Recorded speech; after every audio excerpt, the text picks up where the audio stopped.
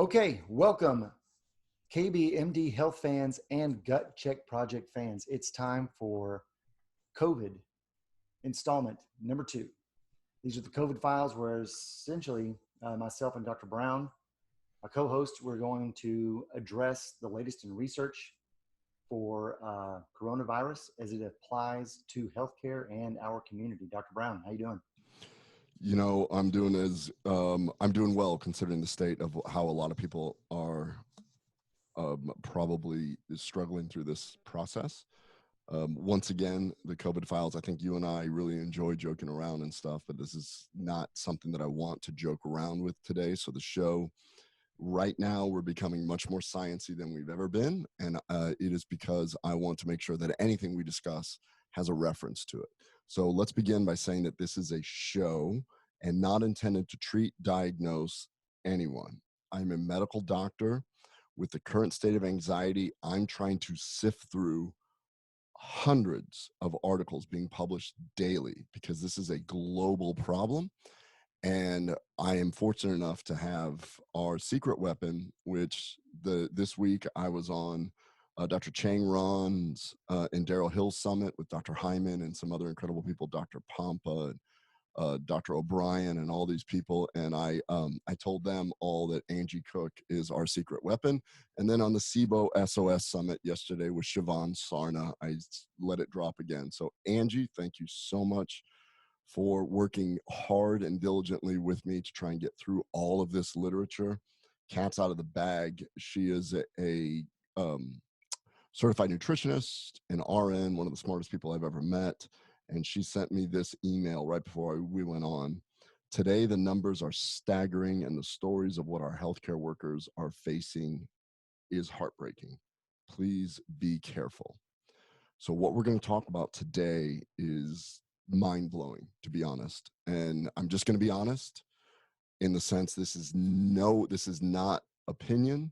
This is not based off of anxiety or this is strictly the science.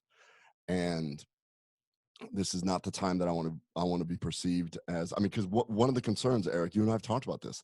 I want to shout everything that I've learned from the rooftops, but I don't want to come off as somebody that's saying that I want to try and make money off of this particular crisis. That's not at all what I'm trying to do here. What I'm trying to do is show you the science.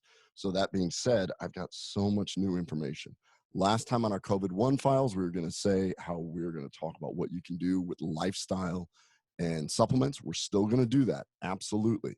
And I actually learned a lot from being on Chang Ron's summit. You can look that up. It's RAUN, Chang Ron. Some of his experts are functional medicine experts that understand the supplements better than I do. And I took notes while I was there, and I was a panelist on that. And the stuff that I talked about was really well received by his panelists as well. So everything is a moving target right now. So this is going to be, I'm calling it a mic dropping show, because if I don't get too geeky, and that's your job, Eric, make sure that I don't go into the weeds and be a nerd, because I am a nerd to the nth degree. Angie and I have been nerding out crazy, like hair, like reading articles, and your hair just stands up because you're like, oh my gosh, there's no way this is here. Nobody else is talking about this. So if I come across here and you're like, I've never heard of this, I feel like it's because you're not spending 12 hours a day with a beast like Angie and I. She's uploaded over 20,000 articles to our Mendeley account. So I remember Dave Asprey, when I listened to one of his podcasts, he's like, let me log into my Mendeley. I'm like, I wonder if his Mendeley is as big as my Mendeley, which is a repository of journal articles. So I'm super excited to get into this show. So that's my initial thoughts. That was my ramble, and I will have, everything else will be scientific data from here on out. Well, let's go ahead and start there. So we last on episode 1, basically we broke down the various aspects of what is coronavirus, how is it directly affecting, and we even talked about the stresses on resources. But now on today's show, not only do we want to leave everyone kind of with an idea on what they can do to supplement their own diet and the day-to-day things that they could be doing to basically improve their immune system, as well as basically weather the storm better. But let's get a little bit more into the science of what's been some of the more recent data that I know that you and Angie have shared, because we've had a lot of conversations between last show, you going and doing now virtual clinic, me going and having meetings on transitioning the ASC over to possibly new ICU rooms, which is something we've never had to do before. So I'll let you kind of take it away there. Yeah. So, this is daily, it's hourly changing, let's be honest. And this is a global problem. So there's so many studies coming in. What I think that makes us a little bit unique on the Gut Check project is what we're doing is we're looking at the data being published right now, 2020, late March, everything's been published. But then because of trying to link it to the 2003, we are able to look at articles back then also, because the SARS CoV-2 virus structurally is extremely similar to the SARS first virus, the CoV. So a lot of these articles are transitioning like that, where you can say that this is this. And then because of that, the links allowed us to find other things. So a lot of what I'm going to talk about is preprints, meaning that I have access to articles that aren't even in publication yet, but these scientists are so passionate about it that they're just setting it out. A lot of it comes from China because they have the most experience. I believe that when we did our first CoV files last week, I don't know, what was there, 160,000 cases, something like that? I don't even remember. Yeah, confirmed, and that's a pretty important thing. So we talked about that last week too. Yeah. Confirmed, just because we're increasing confirmed number doesn't necessarily mean doomsday. It's just that we're able to actually confirm that a number of people actually have it. However, it does become a data point that we need to reconcile with. And So, we can get into that, but I just want to tell you, I just looked about an hour ago, and right now the confirmed cases are 577,495.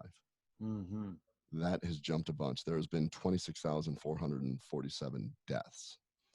I'm getting a lot of emails from healthcare workers who, when these patients are funneled to one institution, like my hospital, that institution, those healthcare workers are putting themselves on the front line. They are the heroes. They are defending all of us by taking care of this. And I just want to say thank you to every healthcare worker that is working shift work, that is in a hospital, because you are the front line of this. And many times you don't even know if the person you're treating has this extremely virulent virus, virulent being very contagious. So thank you, thank you, thank you. Yeah, without question. Thank you. Now, this is not a doomsday podcast at all. In fact, to the contrary, what this is going to be is a complete bright light on this whole viral pandemic. I feel like we have spent this whole time figuring or looking at data and piecing together things that will bring hope to everyone. And that's what this podcast is going to be. How do you actually protect yourself? This is based off science. This is based off of bench research. I understand that some doctors would say, well, we need a randomized placebo-controlled trial. We are not in an era right now where we need to do that. I understand that that is ultimately what we want to do. But in this, I just want to protect people with things that we know have been around a long time. It doesn't have a whole lot of downside. So I have a moral obligation to do this and to share it with everyone here. Definitely, without question. All right, so let's talk about transmission, some of the newest information that's been learned. So everybody, if anybody's new to the show, if anybody's wondering, they're like, why in the world is a gastroenterologist talking about COVID-19? Well, everyone's talking about COVID-19, so doesn't matter. If you're human, you're talking about it. But it's actually specifically relevant to me. And some of the newest information is that we now realize that the virus can be passed both through droplets in your respiratory system, and it can infect your gastrointestinal system. As it turns out, the ACE2 receptor that we believe the virus attaches to, that most have agreed to that, The highest concentration is in the stomach and the duodenum, which is the first part of your small intestine. So if you are eating food that somebody has cooked for you, or maybe somebody else has to have cooked it for you, and you eat it, the virus can then get into your body through your gut. We now realize that somewhere between 30 to 48% of the COVID-19 cases are actually starting in the gut, and 85% of those present with anorexia, or they're just not hungry. What's fascinating is that when you and I were talking and we were going over those numbers last week, I was like, why is that? And then the very next day, articles have come out, and it's made the news now, but we were talking about it last week, about how one of the early signs of this could be anosmia, which is lack of smell, Right. dysgeusia, which is lack of taste. Mm-hmm. So my theory is that those people that have that precedes the symptoms by a long time, or not a long time. We don't really know, but it certainly is one of the preceding symptoms. So when I'm walking into my hospital and they have to scan me and see if I have a fever, first question that I'm asking is, how's your sense of smell? Because Great. that is now a screening tool. So keep that in mind. There was a article published from my college, not my college I went to, but the American College of Gastroenterology, which is a society that I belong to. There was a report from China reporting that cases with someone who had contact with her brother from Wuhan. So a woman shows up with a fever to a hospital. Her brother had come from Wuhan to stay with her. She gets a fever. She shows up, says, my brother was in Wuhan. I've got this. They do a CT on her, and she has the ground glass appearance of the classic COVID-19. Right. Tested negative 4 times on the sputum. One of the doctors was savvy enough to go test her stool. They did an immediate polymerase chain reaction, a PCR. Her stool was positive.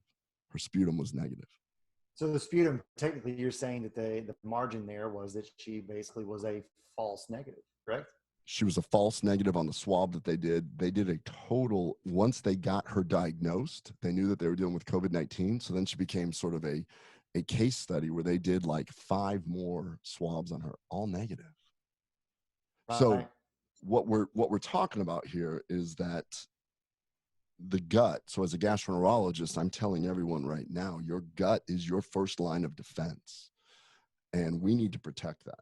You can do all you can for barrier to avoid droplets, to get it in your eyes, your nose, and everything, but you still got to eat.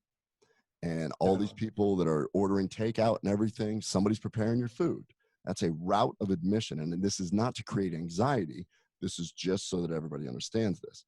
And then I found another study, shockingly, that showed that there was viral shedding in the stool 5 weeks after viral shedding in the lung went down. So they recovered from COVID-19, and then a group of physicians tracked these patients, and they kept checking their stool. 5 weeks after being normal, they still had virus in their stool. And on the last show, we did talk about the fact that the virus can live 3 to 4 days on steel and plastic. It can live in the air for hours. So if you've got, I mean, what we're talking about here is fecal oral. And I hate to say that because everybody cringes when I say that, but that's how all gastrointestinal bugs get passed. What were you going to say? Well, I think we should address it. You know, we're talking about science to layman's terms. So if we're addressing things like keep your 6-foot distance, et cetera, that has a lot to do with the droplet transmission. Everyone's been told, and we've learned as children growing older, that we should wash our hands after going to the bathroom. But specifically, if you're going to the bathroom and you've had a bowel movement, and you certainly, if you've known that you've had exposure to coronavirus or COVID-19, be certain to be diligent about washing your hands after you finish the bathroom, even more so than in the past. So if you've always been washing your hands, great. Now's the time to make certain that you're diligent and that your process of washing your hands keeps your hands clean, because the fecal to oral transmission is a real is a real problem. I got called by a doctor today who wanted my opinion. Very intelligent doctor, and he was like, "Hey man, what's going on with this? Is this all hype, whatever?" And I started telling him about this kind of stuff. I said, "No, this is real. We all need to. Education is the key to controlling your anxiety. Remember that. We're not here to cause anxiety. What I'm trying to say is the more you know about this, the more you can control it. And what we're going to do is talk about how to protect your gastrointestinal tract. Yesterday in Siobhan Sarna's SIBO SOS Summit, I discussed how, unfortunately, my theory is that if you've got SIBO, bacterial overgrowth, or any other gastrointestinal problem in your upper small bowel, you probably have a compromised tight junction that will allow easier penetration. So my job is to let's fortify your gut. Let's make sure that your gut is strong. So when somebody comes knocking, you don't open the door. That's how you have to think of it. Just and only a quick reset. When he says tight junction is being breached, he's basically talking about the barrier in your GI tract. Basically, it could become permeable, allowing you to become more inflamed or ill. So basically, he's saying if you have this issue, what we're trying to do is protect it so you don't have that problem. So you're going to do this a lot for the rest of the show. Basically, I'm going to say things that, because I have been so into the weeds reading just super sciencey stuff. Okay, like for so instance, when he says into the weeds, he means like he's going into really. No, I'm just kidding. it's just rabbit hole after rabbit hole, because you hear a term and you're like, oh my gosh, what is that? Then I got to go down over here and this and that. All right. So I'm just going to talk about one of the coolest things coming out of Germany. Is there's some scientists that have a new rapid test to diagnose SARS-CoV-2. Remember, SARS-CoV-2 is the virus that causes COVID-19. SARS-CoV-2 is the coronavirus. The coronavirus is a family of viruses. This is the ridiculously tough, virulent, bad one that's creating this pandemic. So some brilliant scientists realized that certain flavonoids or polyphenols have a very high affinity to attach to the SARS-CoV-2 spike proteins.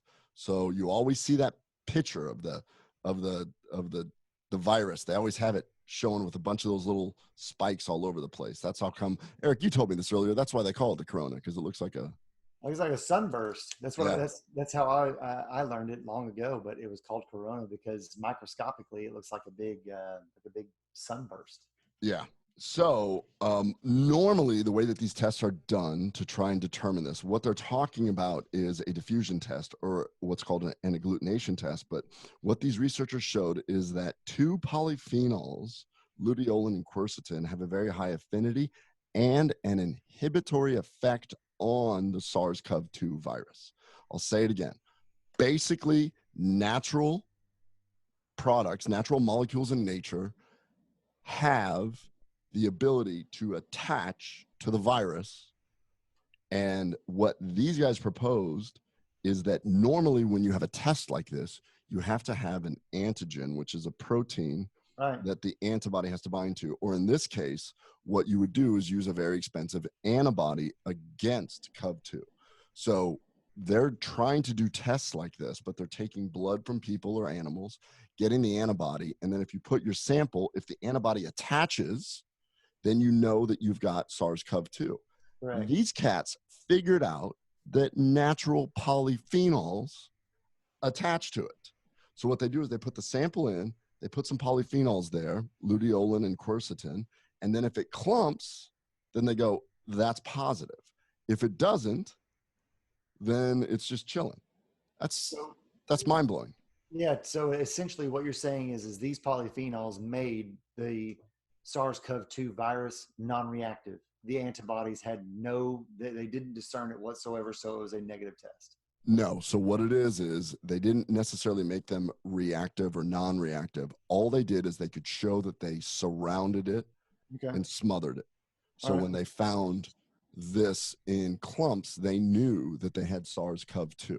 So this is just a preliminary test to say, do you have it or do you don't? you can extrapolate that it can be both diagnostic and therapeutic. Gotcha. Meaning you can look at this and say, not only can you diagnose it, but there's a very good chance that this same type of polyphenol may treat the virus. And that's what these researchers basically said in their conclusion. And what's awesome is they said this could probably be done with a lot of other viruses because of the antiviral activity. So that's very, very interesting. So diagnostic, almost certain. Whether it's therapeutic or not remains to be seen, but certainly it's a natural compound to, at a minimum, run interference for the SARS-CoV-2 virus. Yes. So you're probably wondering, well, why in the world did you bring up some obscure test that isn't even out yet?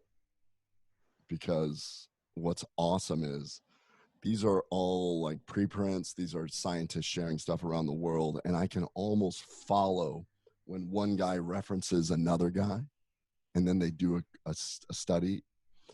The studies that I'm going to talk about in the beginning are all bench research that is called in vitro. When we describe something in vivo, it's when we give it to a human. Right now, the virus is so new, the novel coronavirus is so new that everything has to be done in a lab first to see what could be potentially effective in a human. So keep that in mind, because that's an argument that a lot of people will say is, oh, well, there's no randomized placebo-controlled trials on humans, blah, blah, blah. We need to stop something first. We need to control this, and then we can flatten the curve, get that R naught, watch the first episode, because we get way into the R naught thing, get that R naught down, and then we can go there. So, dude, what I'm going to talk about is absolutely nothing short of extraordinary. And these drugs that President Trump is telling all these private companies, I think there's like last week, there was 35 different companies trying to produce products against this. There's a lot of them are called protease inhibitors. A protease inhibitor is an antiviral drug that got discovered during the HIV era, where what they do is they block the virus's ability to grow up. So in other words, a virus tries to release his buddy, and then the protease inhibitor says, no, you're gone. And then they kind of kill the new viruses being produced. This is, this prevents the viral cells from growing and maturing. And according to the scientists that are looking at clinical trials, they're trying different protease inhibitors to block SARS-CoV-2. So there's clinical trials going on with protease inhibitors. That we know.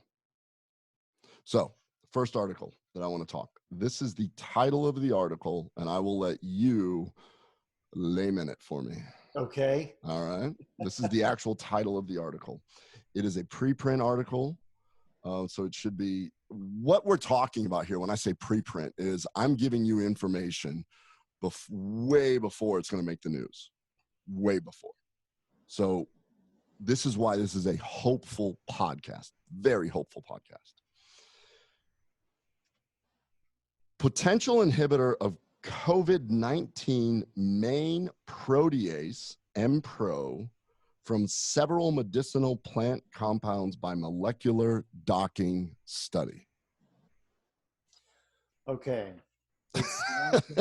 Well, let's see. It sounds to me like what we're trying to do is use a naturally occurring substance to eventually stop a virus. Through the protease inhibitor method. Well, you said layman's terms. Last time my neighbor said protease was. You're right. So, yeah, you and I have different neighbors. My neighbors and I talk protease all the time. Yeah, I'm surrounded. All my neighbors are infectious disease doctors, so you know. But no, that's what my takeaway is from that is we are going to find how nature can allow mammals, humans, to consume a natural compound and stop a virus from spreading. Correct? Yeah. So correct. So what they did is a researcher in China was able to successfully figure out or crystallized the COVID-19 protease. That's the key step. And these guys took that person's science and said, okay, what is a potential target to stop that protease? And they developed this very complex, cool study where they could show the binding energies. So when they say docking, the cell has to dock onto another cell. And then if it infiltrates, then if you give a protease inhibitor, it can't move. So they want to know how tight it binds to that protease enzyme. And what they figured out was they looked at 3 HIV protease inhibitors and 11 polyphenols. So, and then just to reset into layman's terms, think if you're trying to keep track of the words, the way that I kind of have charted this together is a virus uses a protease like a key. The protease is the key for the virus to infiltrate and then deposit this mRNA so it can replicate. What Dr. Brown is talking about doing is, how can I stop their key from working? How can I make it so that this virus can't use the key, the protease, to where the virus is using that protease to break down the protein so it can inject its RNA? Yeah, so the viruses, like we talked about before, are amazing parasites. They have to get into a cell, they have to replicate, they take over the cell, and then the virus starts going around. So these guys knew that they looked at 3 HIV proteases, and then they realized that there's naturally occurring molecules in nature called polyphenols. And they demonstrated that the drugs and these 11 polyphenols appeared to have potent attachments to the M-Pro. And what the M-Pro is, the protease on COVID-19, therefore preventing the virus from replicating. Nice. Their final conclusion was, like all good bench researchers, further research needed to do human trials. Sure. So they have a model with the virus, and these polyphenols bond tightly. Super cool. Yeah, no, without question. So essentially they're saying if we can find a way to stop M-Pro from unlocking the cell, then SARS-CoV-2 or the coronavirus cannot infiltrate these cells. Yeah, so that was really cool. And then mic drop,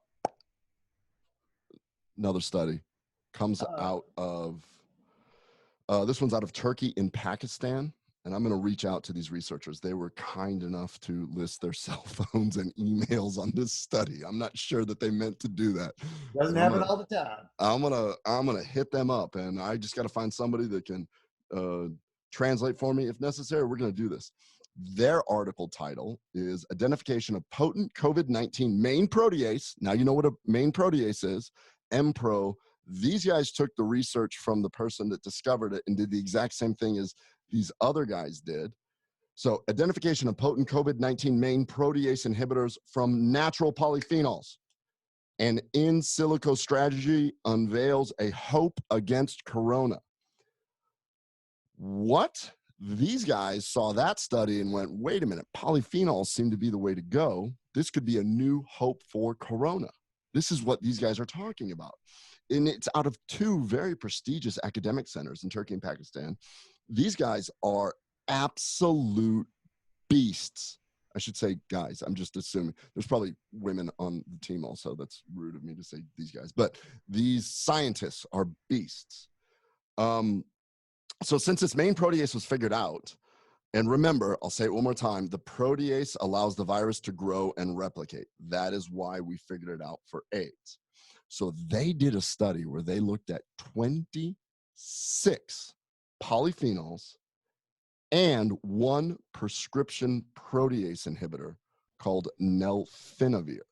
Okay. So these guys had the guts to say, let's see what happens when we compare polyphenols to the current antiviral therapy that we use for AIDS. These results are absolutely shocking, Eric.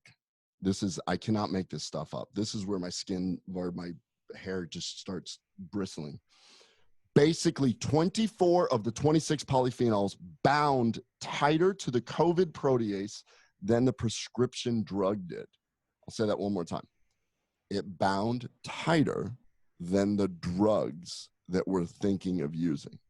Nice. And I'm really having a hard time trying to not be enthusiastic here and try to be scientific. I said this is going to be a very somber scientific thing, but I'm just, it's okay. Now, these are lab people, and these guys, I could tell by their writing that they're that excited. I mean, when the title says, you know, exciting new treatment for corona, like these are bench researchers that, if the numbers make sense. So this is not something to say that 100% this will work in humans. What we have is bench research. Stage 1, stage 2 is to work to a human pilot trial. Stage 3 is to do a randomized placebo-controlled trial, and so on. But this is so exciting to see that this is proven in a lab, that these 24 out of 26 polyphenols. And what this tells me is certain polyphenols did slightly better than others, as best they could tell, but the molecular mechanism is very similar. It all is, and then what they determined was it was a dose dependent. So you had to have enough of it to do it. So pretty wild. I don't want to jump too far ahead, but questions that are popping up in my mind are going to be, number one is binding for the most part, preventing the virus from carrying out its activity. Because, you don't want to just bind and be happy that you are bound and the virus can go on. And the other question would be, what are the categories of polyphenols that happen to perform better than others? And do they all still, you said 24 out of 26, so we know that 2 probably aren't ideal, but what were the categories? No. 24 out of 26 outperformed the prescription drug. The other 2 just were about at the level of the prescription drug. Thank you for the correction. Yeah. So 26 bound. So 26. And I just want to clarify one thing. You and I are not virologists. Correct. So the concept of protease, I think, is more of a replication thing than that's how come it works so well to stop the virus. I think it's more prevents the virus from replicating. As far as binding, there's some different science with that. So just to be, and I'm not a virologist, I'm a butt doctor. So, so then of course you start going down some crazy pathways. I found another article that identified myricetin and scutellarin or something like that, which are polyphenols.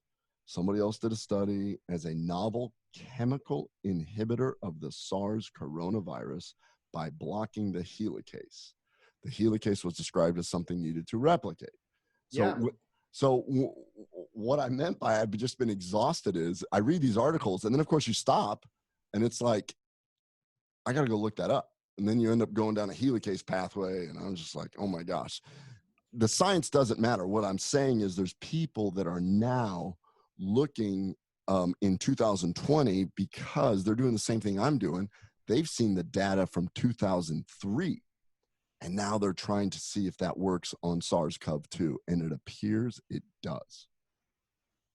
Well, isn't the helicase, isn't that an enzyme? We hear about the double helix, or whenever you see DNA after it's been scripted and you see the winding, mirrored image of the DNA down. The helicase is the enzyme that allows the assemblage of the mirrored DNA. If I remember correctly, I could be wrong on that. Dude, that is med school year 2 USMLE stuff. I walked out and was like, done with that. As long as I passed. Here's another super. I think like they pull the gene out or something like that. Sorry, I don't want to get sidetracked. I'm just kind of. Yeah, I don't know. I mean, dude, it's like clearly we're gonna have to get a virologist on to explain all the terms. Just say, you guys are idiots. You're using the terms incorrectly. Let me explain it to you. Cool. I welcome any virologist to help us get through this, because this isn't our thing. I'm trying to figure out how to take care of my patients. That's all I'm doing right now. Speaking of that, another study titled Small Molecules Targeting Severe Acute Respiratory Syndrome Human Coronavirus. These guys looked at over 10,000 compounds, including over 500 protease inhibitors, 200 drugs, 8,000 synthetic compounds and 1,000 traditional Chinese herbs. Of all of them, 50 were found to be anti-SARS-CoV, not CoV-2, anti-SARS-CoV. So this was a study done after the original SARS outbreak. Okay. 2 made the best cut. One being a molecule called acin, AESCIN, the extract of horse chestnut. Horse chestnut. Yeah. Wow. Yeah. And the other is a drug called reserpine, which is a high blood pressure drug used in Europe. 10,000 different compounds, and acin, the extract of horse chestnut, is there. Okay, that's cool. Yeah, it's a polyphenol. That is a polyphenol / saponin, and we know a lot about that. You can go on atrantil.com and learn about acin if you want. Pretty wild. So that's this is where this is going to go. We're going to be able to figure out how to optimize the appropriate polyphenols to protect your gut, to protect your health. Those are astounding studies. I'm just fascinated. All right. So everyone knows this. We developed Atrantil. Atrantil are 3 polyphenols. Have been into the science of polyphenols for over 10 years now.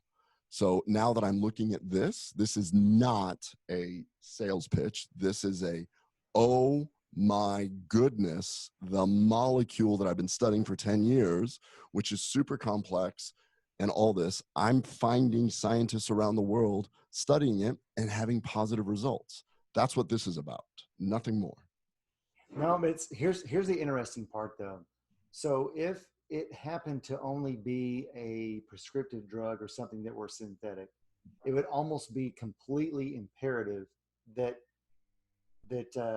multiple rounds of trials and testing be carried out simply for the safety profile so that they could be safely used somewhere. The exciting part to me is that what we're talking about is something that is already naturally occurring and is safe for us to begin to utilize as kind of like internal PPE. That's how I think about it. As a frontline worker. Say what PPE is.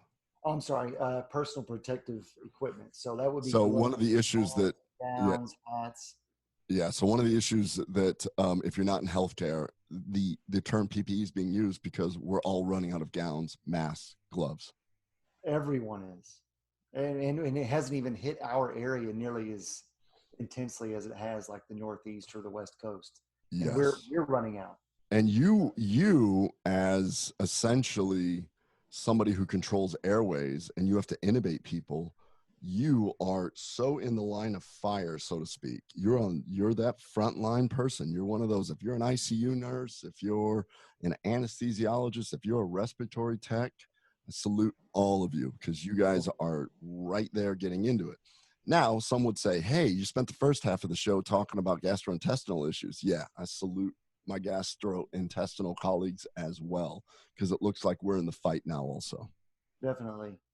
It's the takeaway though from those studies or those reviews that you just had though, Ken, don't you think that the exciting part on top of, we think that we may be onto something, is that people could begin to take action now with at least the data that is applicable, that's safe to use.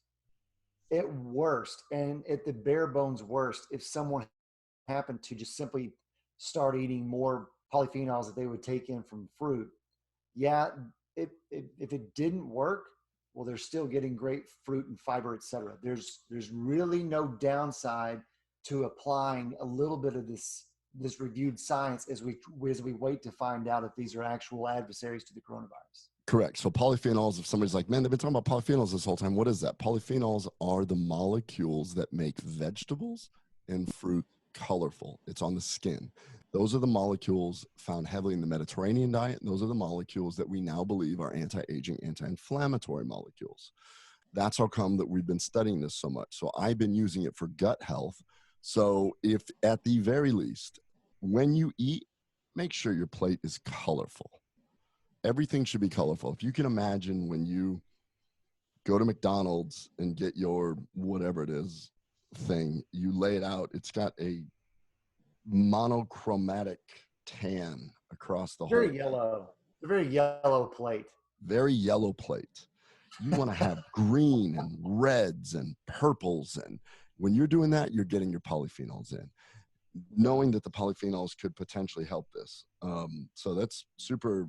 Make sure that you, at the very least, do this. We know that they are very potent antioxidant, anti-inflammatory, antibacterial, and antiviral. Viral, yes. Data to show all of that. Yeah, definitely. No, it's just a great takeaway to know that you can actually possibly be taking some serious action for your benefit and your family's benefit today. Yeah, totally. So let's kind of get away from polyphenols and talk about what else you can do. But you're going to hear a recurring theme here. Or fortunately, Mother Nature knows how to do this, and you got to take advantage of that. So let's talk about something. So I've been getting tons of emails and patients calling and everything. What do I do for this and that? So let's talk about zinc. Why is everybody saying zinc? Why did zinc get bought off the shelves? Why is it there? Well, zinc, if you're low, then your immune cells won't function well. And intracellular zinc can block the enzyme that allows the virus to replicate, which is an RNA polymerase enzyme. One more time. You take zinc in, very small percentage of it gets put into the cell, where the zinc then just goes, come on now, and it starts working on the virus's replicating system. That's how it works as an immune product. And so zinc is an essential mineral that we need to take in, but you got to get it into the cell.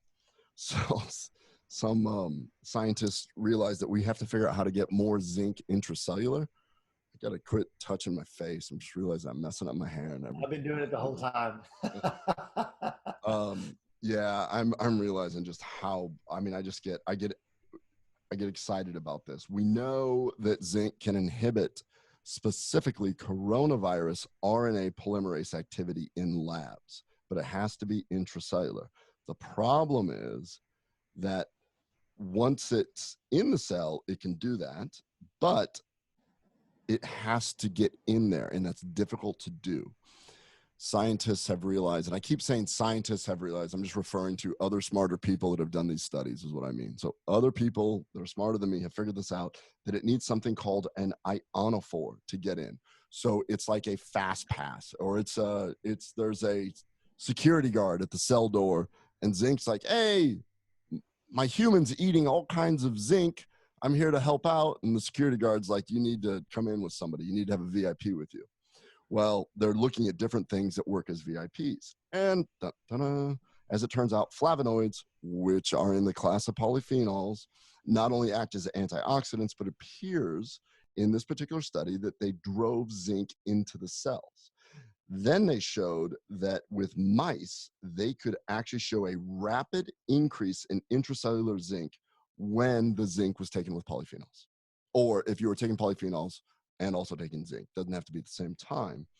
And they did this through very complex fluorescent staining. So that is super wild. You need zinc, but you need intracellular zinc. So really that one kind of blew me away also. So I just got done talking about 2 bench studies where they work as protease inhibitors. And now I just showed you how polyphenols can work as zinc ionophores. That should be like enough. And we actually have more stuff to talk about, which is nuts. So just a quick aside, if you have a diet that's comprised of good, healthy meats.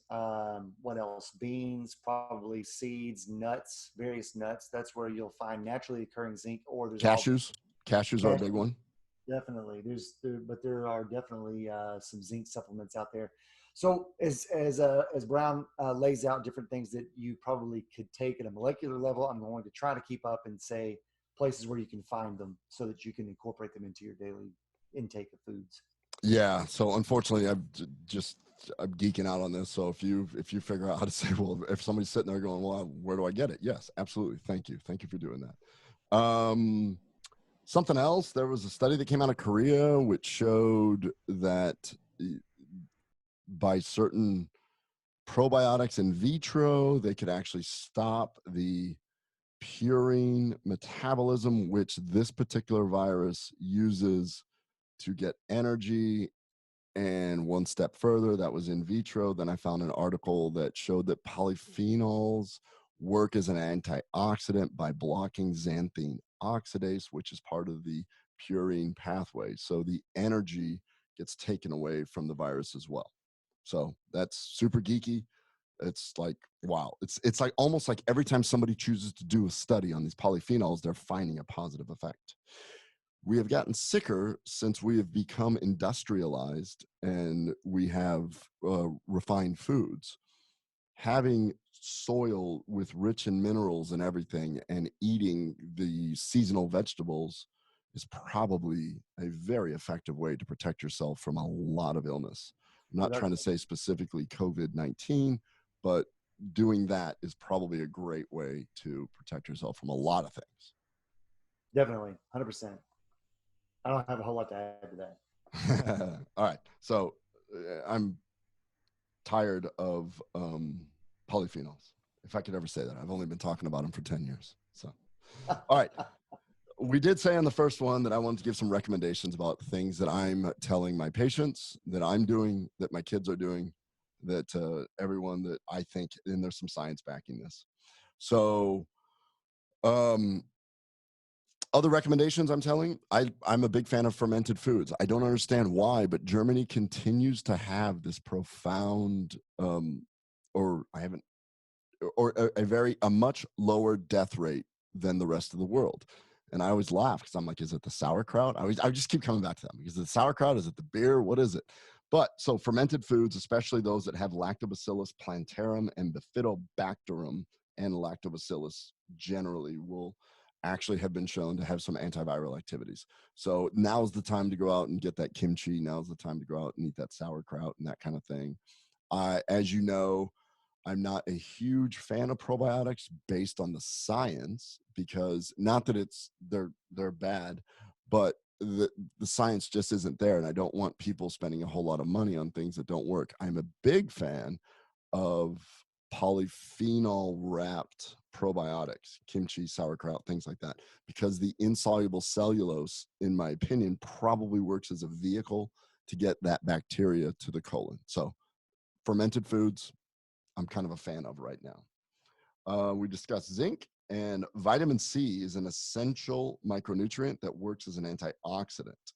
What you will hear online right now and in forums is that studies in humans are extremely conflicting. So you have to go a little deeper than that. And that's the knee jerk that every doctor will say is, well, the studies don't show that. I want to say this. Angie and I discovered an article with mice genetically grown that do not have the capacity to make vitamin C. And then they took mice that are normal and they exposed both groups to influenza. Those without vitamin C died. Those who had it had a lot less inflammation and a lot less inflammatory cytokines. Right now in China, there's an ongoing study where they're looking at giving IV vitamin C. So if you want to compare old studies that talk about the rhinovirus and does vitamin C help, what we know is, looking at animal data, vitamin C is extremely important. And the reason why it's important is that we know it downregulates an inflammasome called NRLP. What that is we know that people are dying from what's called a cytokine storm, which is where your immune system overreacts to the virus. It starts with an inflammasome, and then it becomes a domino effect and just starts turning on all these cytokines. So it also helps regenerate glutathione, which we're going to get into. And one of the only problems with vitamin C supplementation is if you take too much, it can create some GI upset. When I was on Dr. Ron's summit, Dr. Lundquist, who went on before me, who's an expert in this, did discuss something really cool, which I was unaware of. When you are sick, you increase what's called your GLUT1 receptors, so you will absorb more vitamin C that you take in. So your body knows when you're sick. So if you're not sick and you're taking tons of it, you're probably going to have some GI upset. If you're sick and you take a little extra, you'll probably be fine, which I thought was really cool. So I love learning from other really smart doctors. Next product everybody goes on, vitamin D. Yes. We know that most people in the United States are vitamin D deficient. In a systematic review, vitamin D appeared to protect individuals from acute respiratory infections. Vitamin D is expressed on both B and T cells, which are our immune cells. And what it does is it can modulate your immune response. I'll say that again. It can control your immune response. So it almost works more like a hormone in that it tells your body to not overreact, which is something super important.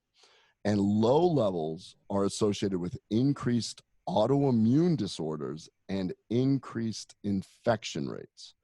So looking at a different study, it looks like that taking high dose vitamin D on a weekly basis, which is what many doctors recommend, is not as effective in this particular case as taking a daily vitamin D supplement. So I would recommend somewhere around 1,000 milligrams a day.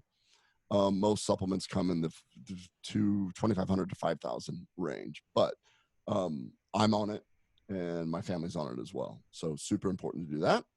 Same here. Some vitamin D foods are a lot of your oily fishes, dairy, milk, cheeses, and I think some of the greens like collard greens and mustard greens, I think have vitamin D. And of course, don't forget, you need to convert it. Get sunlight every day. Yes, go out for walks, walk your dog, get out. Right now is a great time to get out.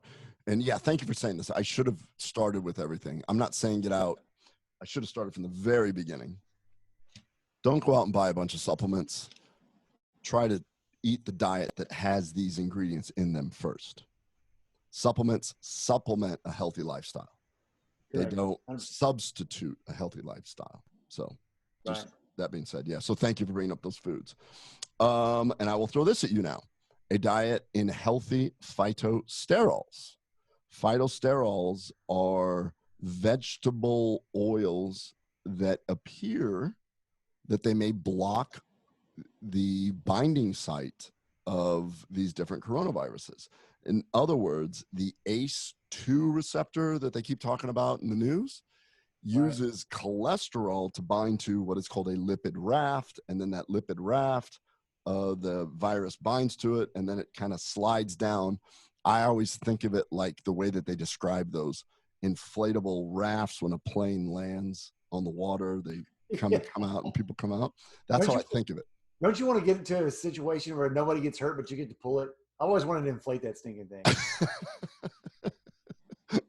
So a diet high in phytosterols. So things like, you know what, I'm going to beat you to this one because I actually had to look this up. Phytosterols isn't something. Phytosterols are very high in nuts, legumes, grains, and fruits and vegetables. Yeah. It's a common theme here. We keep saying the same thing over and over. I mean, don't eat at McDonald's. Eat your fruits and veggies and nuts and healthy fish and things like that. And two more, and then this rounds out my list of science-backed supplements that I can at least lean on some data, because there's a lot of things out there that people talk about that is not my specialty, is not my that I have not had a chance to get into. But N-acetylcysteine is something that I'm a big fan of. N-acetylcysteine, NAC, has some mucolytic properties. And in a 2017 meta-analysis, meaning in 2017, they took all these studies, they found that treating patients with NAC, NAC, N-acetylcysteine, led to shorter duration of ICU stays in acute respiratory distress syndrome, which you geeked out on the first episode, explaining all about ARDS. So go back and watch the first episode, because this is Eric's specialty, keeping people alive with that kind of problem. So salute to you for doing that kind of stuff.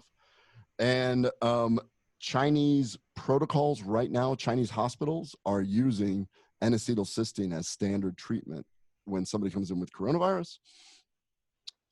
It also does something really cool. It increases glutathione levels. Glutathione is one of the most important cellular antioxidants. So what that does is it is a potent cellular antioxidant, and we need this for cellular health. Cellular health, kind of funny. The guy that went on after me was Dr. Dan Pompa, who I love, and his whole mission is cellular health, which is cool.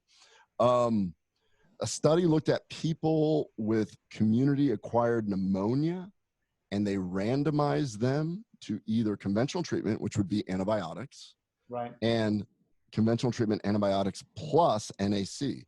And what it showed was the NAC group healed quicker and had lower inflammatory markers. I'm currently taking like 600 milligrams BID. The dosages were all over the map in all these studies.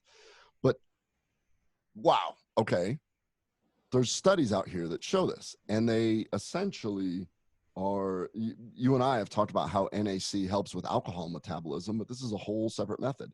This is getting the glutathione. And then ultimately, I'm recommending melatonin as well. Melatonin is a potent antioxidant, but one of the reasons is to make sure that you have everything functioning well, you got to sleep.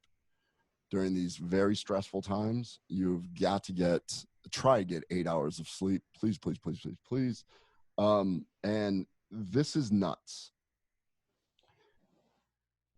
Kids don't seem to be affected by this virus. And one of the speculative things is that kids have much higher melatonin than adults. As we age, we decrease our melatonin. So over the age of 70, you have much less melatonin. I read an article describing how the higher melatonin that you have, your NLRP3, inflammasome, yeah, is down regulated by melatonin. Nice. You have your highest melatonin traditionally between ages 1 and 5. And as we age, it decreases. And if you do not have a high melatonin, you are susceptible to a cytokine storm. A cytokine storm, as we talked about, is your body overreacting. So one last time, did you write those all down, Eric? Can you? I did. And we'll tell everybody what I feel science-backed things may help during this pandemic. In addition to a healthy diet of polyphenols or supplementation with polyphenols, and of course we know where you can get that with Atrantil, there is strong science to suggest that you should couple a polyphenol diet with zinc, vitamin C, NAC or N-acetylcysteine, vitamin D, phytosterols, and melatonin. You can get zinc and NAC from meat, eggs, etc. Your vitamin C obviously comes from great citrus fruits and vegetables.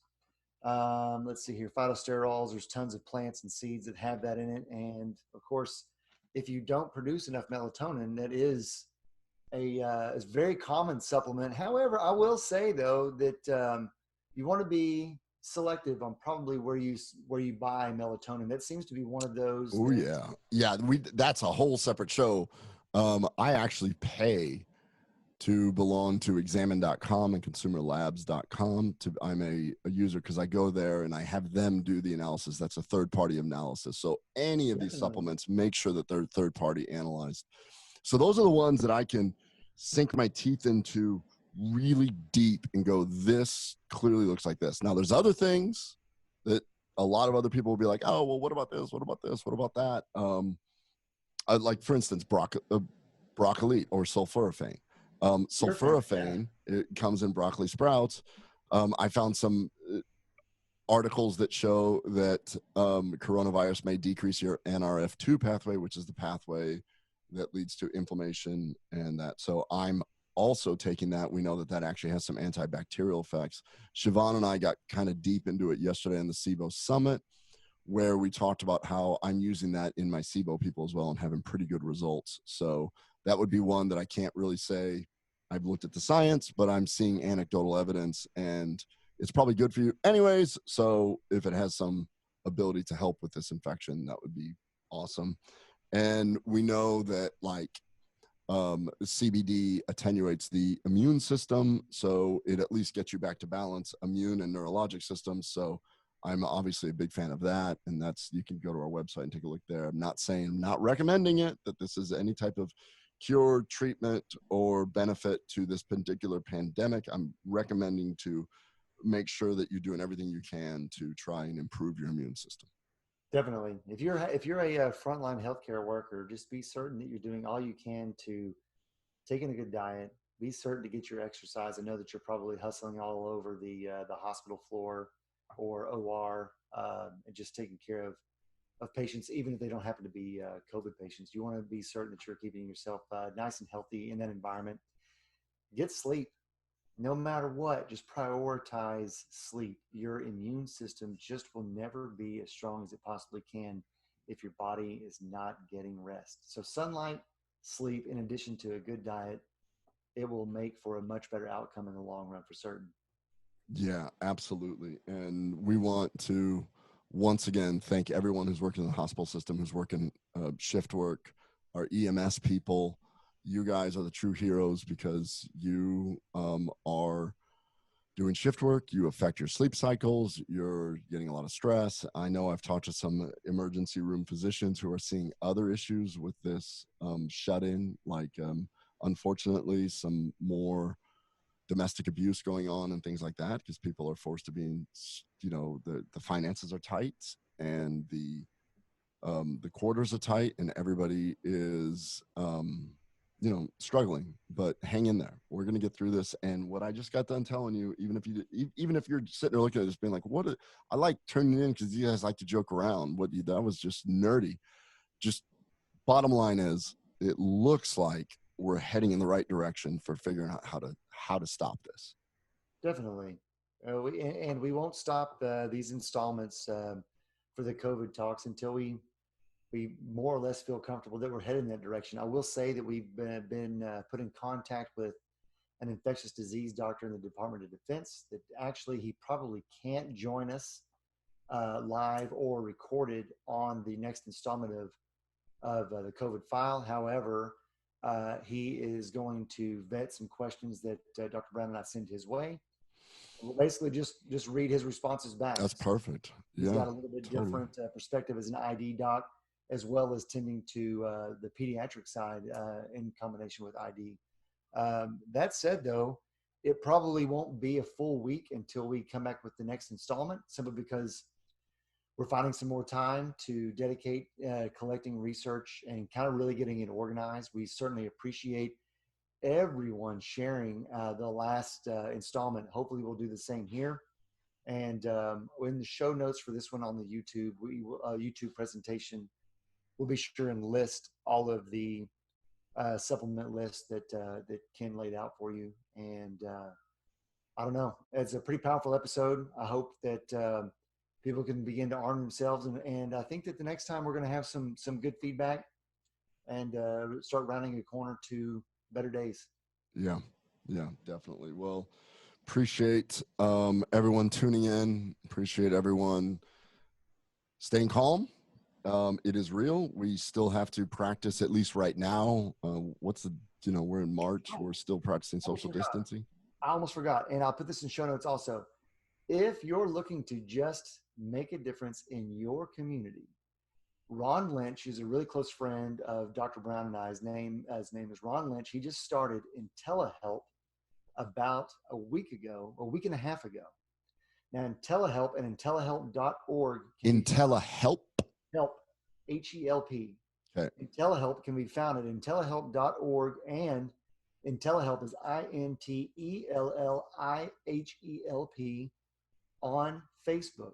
What it does, it's a very free service. If you are available to give and help in service in any way, they've done really, really well over the last almost 10 or 15 days of if a woman needs diapers to take care of her kiddos and she doesn't want to leave the house, she just basically posts it. Someone who happens to be coming back from the grocery store, that's so drops awesome. it off.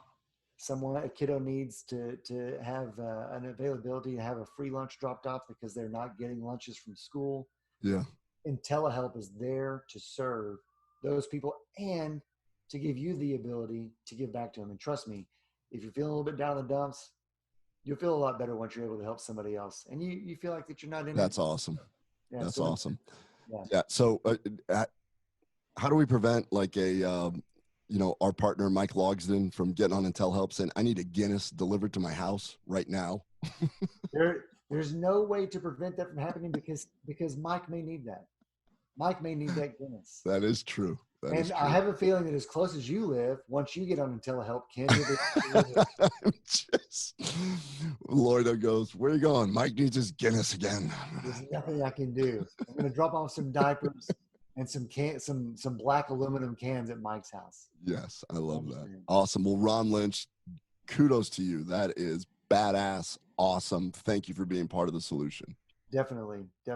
All right. Well, I think that's the end of second installment. It won't be, like I said, it won't be a week until we get the third in, and we'll get a little bit more regular, a little bit more frequent as more news evolves. We're just kind of setting the stage here, but yeah. And if everyone can just comment and let me know if you want it, this sciencey, not so sciencey. I mean, we're all learning as we go during this because everything's coming out by the hour. Yeah. And we have the ability to go as deep as you want. We have the ability to find stuff that is not in print yet. And that's what I like when we're talking about stuff. And then 3 weeks later, the news, we were talking about the anosmia well before it even made the news.